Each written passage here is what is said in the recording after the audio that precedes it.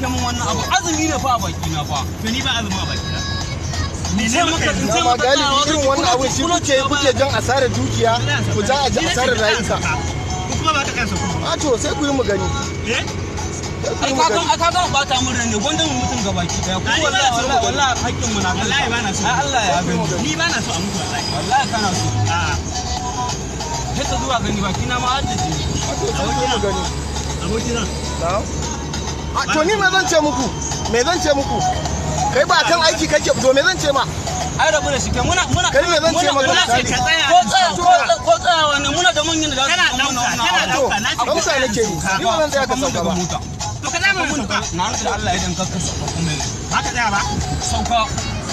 to zan sauka kana tafiya ne yanzu na faɗi kuma shike da sauka in baka sauka sauka ka tsaya wallahi